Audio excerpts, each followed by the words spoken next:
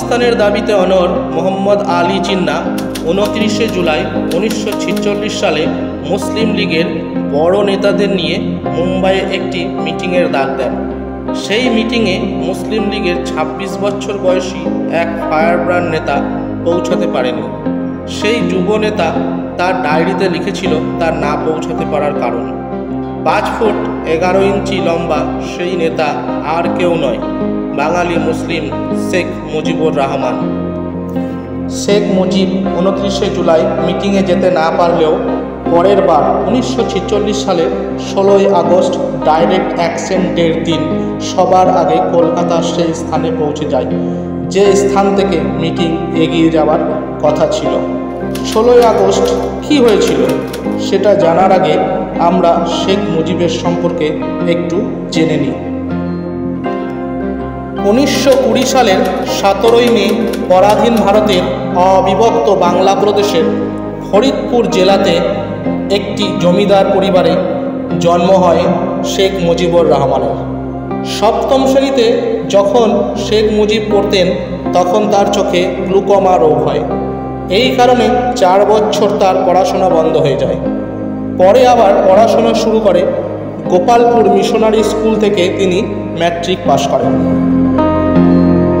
অবিভাজিত বাংলা প্রদেশে জন্ম হয় শেখ মুজিবুর রহমানের।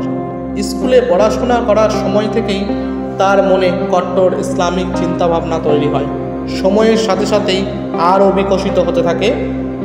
অবশেষে একদিন মুসলিম লীগের কট্টর নেতা সোহরাবুদ্দির সাথে তার দেখা হয়।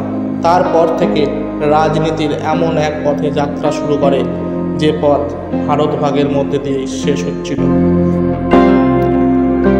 1938 সালে বাংলার প্রধানমন্ত্রী ফজলুল হক ও শ্রমমন্ত্রী সৈয়দ সোহরাবুদ্দির মিটিং ছিল এই গোপালগঞ্জে। এখানে সমস্ত দর্শকদের বলে রাখি, তখন পরাধীন ভারতের সমস্ত রাজ্যের মুখ্যমন্ত্রীদের প্রধানমন্ত্রী বলা হতো। তার সেই মিটিংয়ের প্রস্তুতিতে ব্যস্ত ছিল মুজিব ও কিছু মুসলিম ছেলে, কিন্তু হিন্দু ছাত্ররা সেই মিটিং থেকে দূরে ছিল। তার কারণ সে সময়ে সাম্প্রদায়িক বিভাজন সুস্পষ্ট হয়ে উঠেছিল সমাজে। মুসলিম লীগের নেতৃত্বে মুসলিমরা একজোট ছিল পাকিস্তানের দাবিতে। টু নেশন থিওরিতে মুজিবুর রহমান দারুণভাবে প্রভাবিত হয়। 1940 সালে 23শে মে তার কাছে একটা বড় সুযোগ আসে।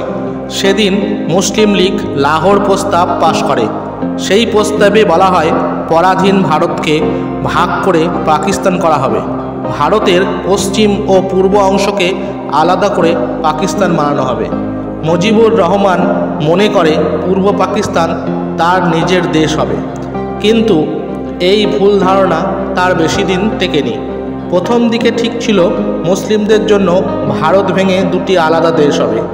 পরে 1946 সালে দিল্লি বৈঠকে ঠিক হয় একটি দেশ তৈরি হবে।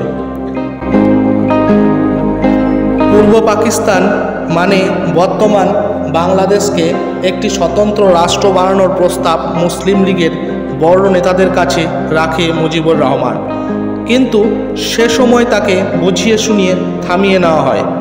এরপর মুজিবুর রহমান অনেক আন্দোলনে নেতৃত্ব দেয় ও খুব কম সময়ের মধ্যেই মুসলিম লীগের একজন বড় নেতা হয়ে ওঠে। 1945 থেকে 46 সালে বাংলায় নির্বাচন হয়। এই নির্বাচনে মুজিবুর রহমান প্রচার করে মুসলিম লীগ এককভাবে সরকার গঠন করে ও সোহরাবুদ্দিন প্রধানমন্ত্রী হন। 16ই আগস্ট 1946 জুম্মার দিন ছিল।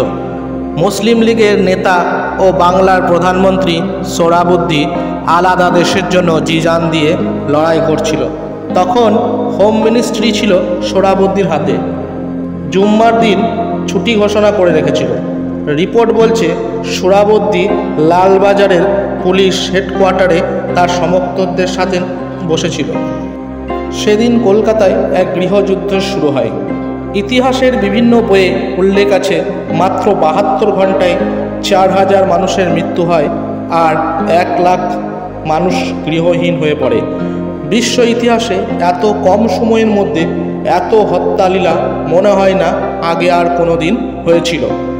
আজকের ভিডিওতে এতটুকুই। পরবর্তী ভিডিওতে এই ডাইরেক্ট অ্যাকশন নিয়ে বিস্তারিত আলোচনা করা যাবে।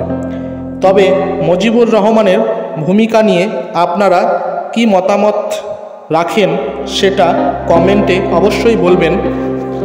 ভিডিওটি শেষ পর্যন্ত দেখার জন্য সকলকে জানাই ধন্যবাদ।